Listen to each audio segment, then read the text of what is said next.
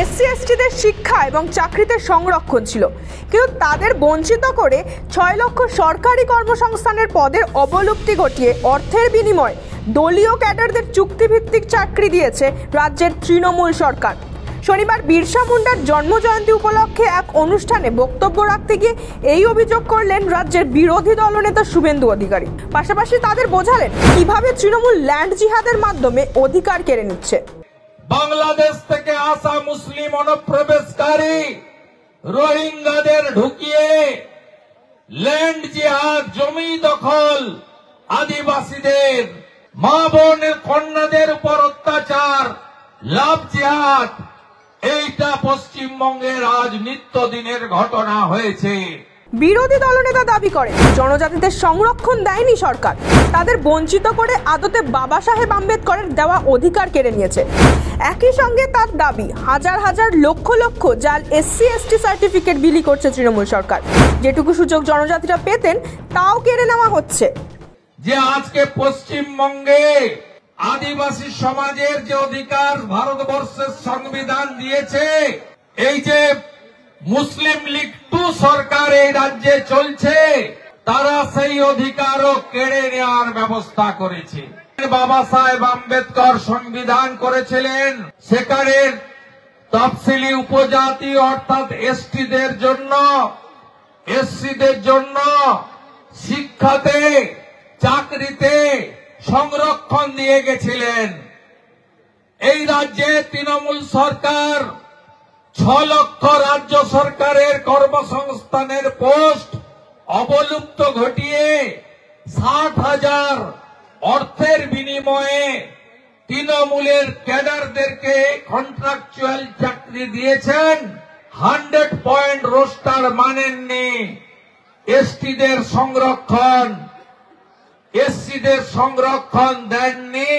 বাবা সাহেব আম্বেদকরের দেওয়া সংবিধানের অধিকার কেড়ে নিয়েছে এই রাজ্যের সরকার।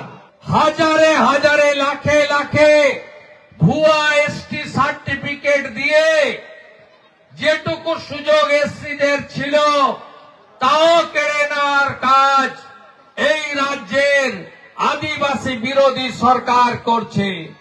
এই প্রসঙ্গে ল্যান্ড জিহাদের কথা বলে শুভেন্দু। তার কথায় বাংলাদেশের মুসলিম অনুপ্রবেশকারী রোহিঙ্গাদের ঢুকিয়ে ল্যান্ড জিহাদ বা জমি দখল করানো হচ্ছে জনজাতিদের। পাশাপাশি মা বোনেদের ওপর অত্যাচার, লাভ জিহাদ আজ পশ্চিমবঙ্গের নিত্যদিনের ঘটনা হয়ে গেছে। তাই শপথ নিতে হবে রাজ্যের এই জনজাতি বিরোধী সরকারকে সরানোর।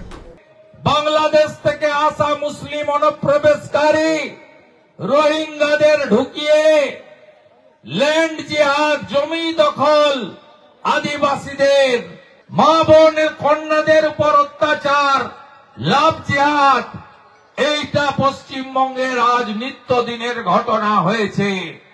শপথ নিতে হবে পশ্চিম বাংলায় এই রাষ্ট্র বিরোধী, সনাতন বিরোধী, আদিবাসী বিরোধী এই যে সরকার আছে, একে আমরা আরেকটা উলগুলানের মধ্য দিয়ে সরাবো, অপসারিত করব।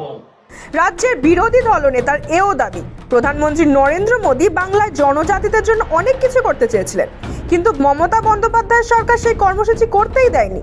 শুভেন্দুর খোঁচা, বাংলার জনজাতি বিরোধী সরকারকে যতক্ষণ না পর্যন্ত সরানো হচ্ছে ততক্ষণ এ জিনিস চলতেই থাকবে। নরেন্দ্র মোদীজিকে প্রণাম এবং শ্রদ্ধা জানাবো। এই প্রথম ভারতবর্ষের সাংবিধানিক পদে 1 নম্বর জায়গাটা উড়িষ্যার একটি গ্রাম থেকে উঠে আসা এক আদিবাসী দিদি শ্রীমতী দ্রৌপদী মুর্মুকে রাষ্ট্রপতি করার মধ্য দিয়ে দিয়েছেন। আপনার পশ্চিমবঙ্গে মমতা ব্যানার্জি এই কর্মসূচিগুলো করতে দেয়নি। আমরা এই রাজ্যে প্রকৃত পরিবর্তন আনার শপথ নেব। যদিও শুভেন্দু অধিকারীকে পাল্টা উত্তর দিয়েছে বাংলার শাসক দল। বিরোধী দলনেতার এই মন্তব্য বিভ্রান্তিকর। বিজেপি শাসিত রাজ্যগুলিতে বাংলাদেশি রোহিঙ্গা অনুপ্রবেশকারী ঢুকছে কিভাবে, সেই প্রশ্নও তোলা হয়েছে। দেখুন, এটা একদম সম্পূর্ণ ভিত্তিহীন, বিভ্রান্তিকর এবং প্ররোচনামূলক। তো শুভেন্দুবাবু এই যে কথায় কথায় বলছেন রোহিঙ্গা ঢুকছে, ত্রিপুরায় তো বিজেপি শাসিত রাজ্য, তো ত্রিপুরায় রোহিঙ্গা ঢুকলো কি করে? সীমান্ত, আন্তর্জাতিক সীমান্ত, সেটা তো পশ্চিমবঙ্গ পুলিশের হাতে নয়। তাহলে আন্তর্জাতিক সীমান্ত সেটা তো আপনার অমিত শাহর হাতে, স্বরাষ্ট্র দফতরের হাতে, বিএসএফ এর হাতে। তাহলে রোহিঙ্গা বা অনুপ্রবেশকারী এই শব্দগুলো উচ্চারণ করা মানে আপনারা তো অমিত শাহের পারফরমেন্সে অনাস্থা প্রকাশ করছেন।